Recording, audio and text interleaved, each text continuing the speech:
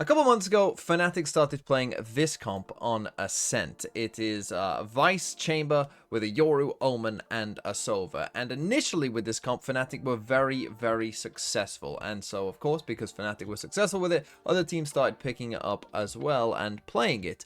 And they too initially did seem to find some success with it. However, as time has gone on, things have started to go a little bit wrong. Now, the main problem that this comp has is that it's woeful on attack.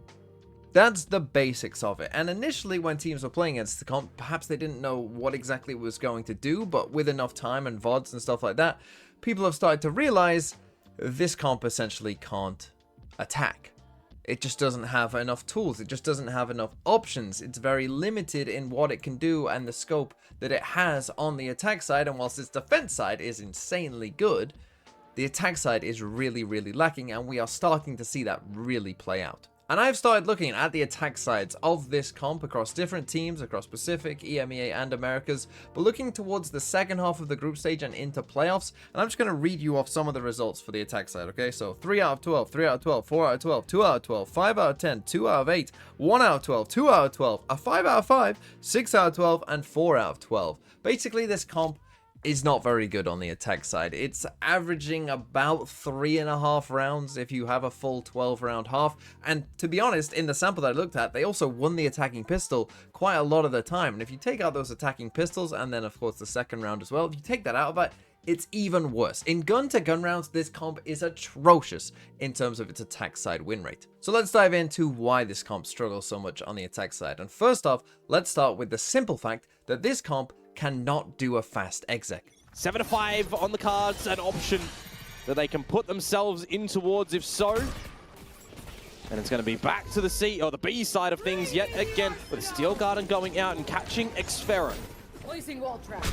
Maybe a fast and simple execute. Argue trying to stall and hold them off as long as possible, but they've managed to teleport across. Jemkin still getting shot midair. Maybe a second one. Doesn't quite matter because Xfero's around the corner. 2 more. And then another trade. Buzz trying to do it all. Has to play ring around the rosy. Backed himself into So a... yeah, that exec there, that fast B exec, wasn't even really that fast, and it definitely wasn't that good. And this is the thing that you will run into with this comp, because of course, again, they are going to go for this fast exec here, even with a Vice ult as well. And we are going to talk particularly about this B site and why it's such a problem for this comp. But you see that, you know, we even though we Vice ult them, you know, we just get stuck behind this one. We actually use an Omen ult as well, right? So we're actually using multiple tools to get out of this choke point, right? That should make it pretty easy for us to get out of this initial choke point. But just one-way cage here from the Cypher really bogs us down, right? So that's the first part, is we really get bogged down there initially. We can't move. We feel like we can't get into the site. Our Omen TP's in, right? But then it's getting revealed by the dart. We're then running into trips. We're then running into, you know, the dart as well. Then, I mean, I don't even know what that is, right? But literally, you know, this round had no hope, right? You look at this round. This is us using multiple ults, and we have absolutely no chance. So that is the first problem, that we can't really do fast execs. And that means, of course, that we become very predictable in how we're going to play, like we'll see in this round. Because you see here that in this game, this is Lev versus NRG. They're going to start off with this B default here, right? And I just want you to watch the defenders, how they're just not going to move. What all NRG do here is they put an op in mid, because of course we know that they can't run a fast exec. So we know that at some point, they're going to have to come to mid. Right, and just watch the defenders not move. So they start off with this B pressure, right? And you think, like, is anyone going to rotate? No, absolutely not. Because we know you can't do a fast exec, so why would we move?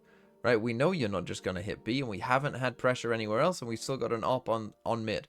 Right, and we haven't seen anything there, so there's no reason for us to move. Lev then decide to come over towards A instead, right? And so now they're going to start droning out towards A. You can see just there, we still haven't moved, right? We still, nothing has changed. Nothing has moved here for us really at all. And with Mada here in mid, he's just holding it down. And because we know, like, okay, if they do end up doing this fast exec, right? Well, we've still got 2 people on either side, and we trust them to be able to hold back, you know, what is a pretty rough attack side when they do go for that, right? The time is ticking down now. We're, you know, 38 seconds at this point. And now Mada is eventually going to see this chamber, right? He's going to see 2 players swing out there, and he sees the chamber. Well, as soon as we've seen the chamber, who we knew was in here as well, well, now we know that this is going to be an A hit. right? So if you think about what NRG have done this round, they've essentially not done much, right? They've been looking for a bit of information in terms of, you know, what's going on in the mains. They've just had an op staring at mid the whole round, and no one has moved, right? We've just kept 2 players on the sites, and no one has really moved. And now, though, now that we've seen this Chamber, who was the one that was in B main, that we saw in B main, well, now we know that he's trying to come back to mid, so it must be an A split, right? They must be coming over towards here, so now you'll see this Sova move across as well, and we know what round is coming, and it's very easy to deal with. Moved. So much patience from Mata. Hits the shot, and that's King down. The calls will still come through, but the shots won't from the leader.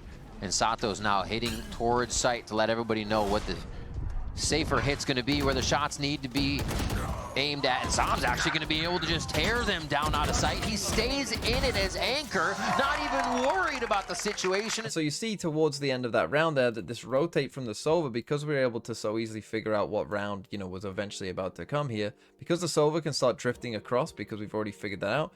You know, they do your ult here, and they actually do manage to find this next kill, Lev, but our Sova is already, you know, in position in there, you know, and is now able to rotate and help out and ultimately end up win the round with these final 2 kills, right? So you can see there that not only just because you can't run a fast exec, you then become predictable, you then become very obvious that eventually you're probably going to have to come and take mid as well, so we can just keep our up there the entire round, and you see how NRG very easily figured that round out. Another problem this comp can have that we'll see in this round from Lev as they come towards this B site is, though, although sometimes you can get out into this space, right, so you might be able to get past this initial choke point just here and get out into this, you know, kind of first space of B, you then can find it pretty tough to actually then go and take the rest of the site, right? When these defenders then decide, okay, we're going to retreat, you know, back to Boathouse or back onto the B site somewhere, this comp can then, you know, really struggle to have the impetus to actually, you know, really find a way through, right? Just doesn't have, again, it doesn't have enough util, essentially,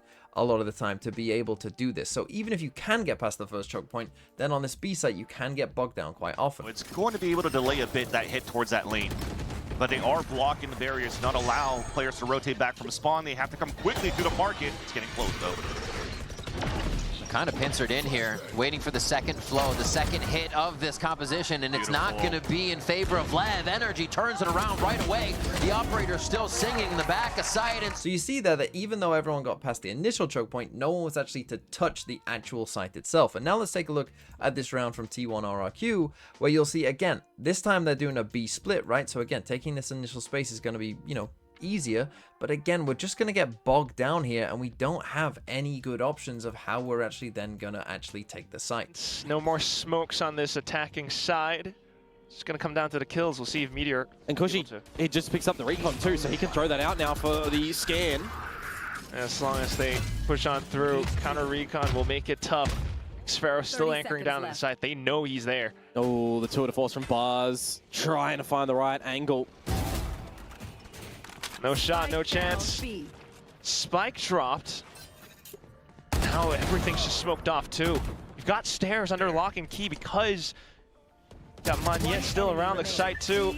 And at this point, I mean, when you watch this, you just see what I mean, right? Bogged down is the word, because again, this one-way cage, the only answer we have for this one-way cage is our Yoru TPing in, right? And Itsu here TPs in at 36 seconds. He doesn't move for like another 25 seconds. He literally just stays in this corner the entire time, right? His whole team is just kind of like slowly waiting for anything. Like, how are we ever going to get onto the site here, right? That's our best shot. One guy swinging out on his own. Like, what? Right, and obviously it's not great by T1, but like, just look at the, look, we just don't have anything, right? There is just no good answer for this whatsoever for T1. They don't know how to then approach the site, and they get absolutely destroyed. But another strange thing about this comp on the attack side is that it doesn't respond well to defensive aggression. Because if you think about the tools that you have on this attack side, if they are going to aggro you and go for like something very aggressive, well, your chamber TP has to already be set down, right? Your Vice Flash has to already be set down. Your Yoru TPs have to already be set down. So if you start the round and like don't have a definitive plan for that, essentially in terms of like things that are good to react, you know, to an aggressive push from the defenders that you've got, I mean, obviously the Paranoia is a great tool. The Yoru Flashes are okay. The Recon Dart might help. The Razor Vines are probably going to be too slow. Your sheer wall might not be down like it isn't here for Chronicle. And what that means is, this might happen. But that round was incredibly quick. And they're going for it again. Disrespect. They want to try and close this one out quick. A lot of damage already being done, and this is a weaker purchase. Hunter's Fury has just found the double. They are getting destroyed. This is men against boys, and Fnatic have never been on the other end of a trouncing like this. So yeah, if your Omen is, not with the group here, or in this particular scenario, the Omen and the Yoru aren't with the three that are about to get crunched on, you just see that they don't have, they have a Vice Flash. And it's like, you can't throw down Thorns. We're trying to just throw down a little Chamber Trap, none of it works, right? Like, none of it works there, it seems, and they just get absolutely annihilated. And if you remember that Team Liquid game, Team Liquid did that multiple times, and so you can see that pretty much whatever the defenders do, right? If they want to, get aggro like Team Liquid did here, it's a good option against this comp. If they want to just kind of, sit super deep and just kind of wait for you, that's a good option as well, right? And pretty much anything in between, they're all good options. There are all good options for the defense side. They're very predictable in what they're going to do. We can be aggressive, we can be passive, and both will work. This comp, as you can see, just doesn't really work. But the doubters and the naysayers will say, yes, TMV, this comp is bad on the attack side. But what about the defense side? You're not talking about how strong the defense side is. And that is true. And this game in particular here is a good showcase of that, because Team Secret were down 12-3 against RRQ and managed to win this game. Okay? They managed to win 9 rounds in a row and win this game in OT on the defense side. So you could say, hey, their attack side in this game, Team Secret, right? It wasn't very good, but that's how strong this comp is on the defense side. And that is true. And I'm not going to take that away. And this comp's win rate, it's not amazing, but it's okay, right? Like, it's not horrific. Ever since, kind of stage 2 started, like, this comp is still winning some games, right? It's not losing every game it's playing. So it's not completely disastrous.